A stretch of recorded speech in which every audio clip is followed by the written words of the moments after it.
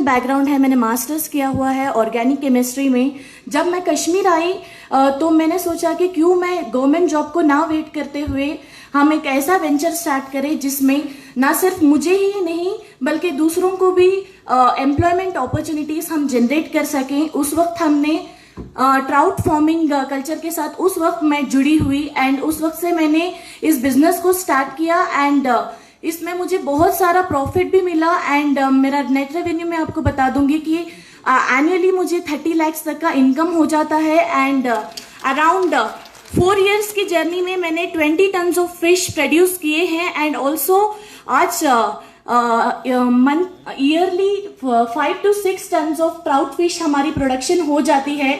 But मैं यहाँ पर जो फार्मर्स हम हैं इस जर्नी को हम आगे लेके जाना चाहते हैं। इसमें हम बहुत सारे मेजर कंसर्न्स हैं वो मैं यहाँ पर आपके सामने हाईलाइट करना चाहती हूँ। वो सिर्फ मेरे ही कंसर्न्स नहीं बल्कि उन सारे ट्राउट फिश फार्मर के कंसर्न्स हैं जो मैं आपके सामने रखना चाहती हूँ।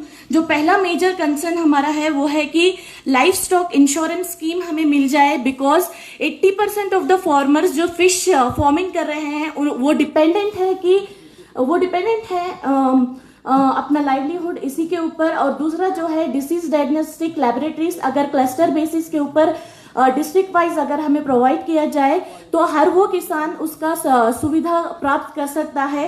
और आज देखिए ड्राई स्पिल हो गया कश्मीर में, ऐसा नेचर अनप्रिडिक्टेबल हो सकता है। तो हमारा बहुत इम्पोर्टेंट जो फिश फार्मर्स का एक कंसर्न रहा है वो है कि वाटर मैनेजमेंट के लिए बोरवेल्स अगर वो फैसिलिटेट करें तो हम इस प्रॉब्लम को इजीली ये कर सकते हैं।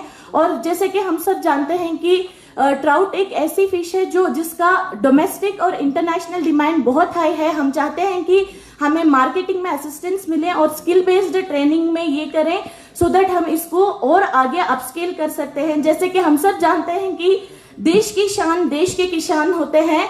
तो एक पॉजिटिव होप के साथ मैं इस स्पीच को एंड करती हूँ। जय हिंद, धन्यवाद। बेंगलोर से आई कश्मीरी होके यहाँ से फिशरी में एक बहुत नाम कमा दिया, हौसला अफजाई की मुस्तहक है। जोरदार तालियों के साथ अभी उनका इस्तेमाल है।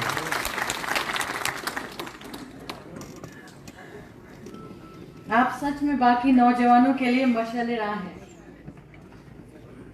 अब मैं जैतूना बेगम जी को दावत देती हूँ कि वो आके अपना रद्द-ए-अमल जाहिर करें। जैतूना बेगम गांदरबल डिस्ट्रिक्ट की एक पहचान है। जब फार्मिंग कम्युनिटी के ग्रुपिंग की बात करें, ये तो अब किसी चीज़ की मोहताज नहीं है। जैतूना बेगम हमारी मन की बात में भी हमारे प्रधानमंत्री जी ने इनको बुलाया है। जैतूना इख्तिसार में अपने ये बताओ, वक्त कमी है। औज़ुबिल्लाहिमिनश्शैतानिर्रजीम, बिस्मिल्लाहिर्रहमानिर्रहीम।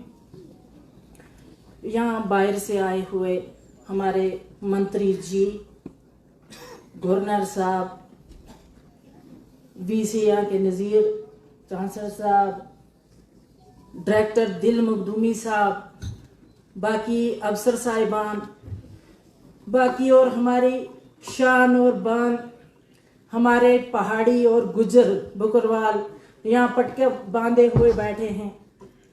सबको मेरी तरफ से सलाम व आदाब पेश हो।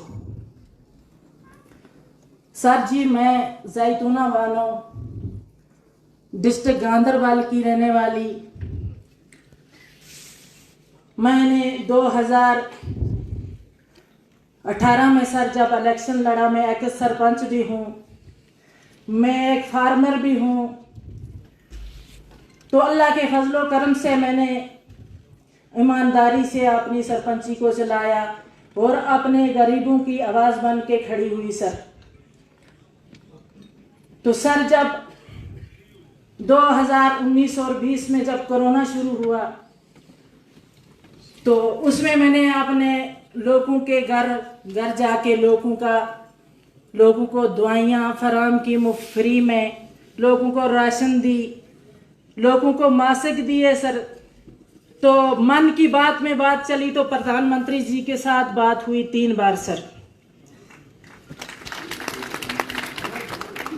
जब बात हुई सर, तो मैं प्रधानमंत्री जी की उस सोच को सलाम करती हूँ, जिस प्रधानमंत्री जी ने हर गली गली, हर कोचा कोचा मन की बात के जरिए जाना और लोगों के दिलों तक पहुँचे। और लोग गरीब, चाहे हम पहाड़ी हैं, चाहे हम गुजर हैं, चाहे हम बकरवाल हैं, 70 साल से किसी शख्स ने हमारा नाम तक नहीं लिया। वो मोदी सरकार है जिसने एक पहाड़ियों की, जिसने एक गुजरों की शान बढ़ाई। मैं एक बार और तहे दिल से प्रधानमंत्री जी का शुक्रिया अदा करती हूँ। तो सर, मैं इलाका वलीवार में रहती हूँ, हम पहाड़ों पे रहते हैं सर।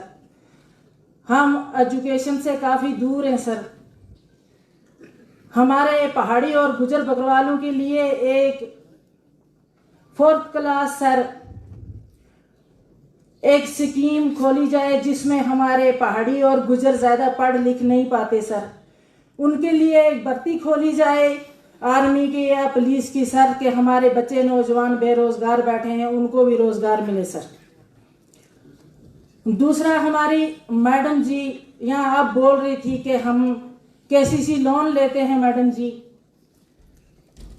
तो हमारे इंसानों का इंश्योरेंस होता है, जो हम गाय पालते हैं, गाय रखते हैं, उसका इंश्योरेंस नहीं होता सर।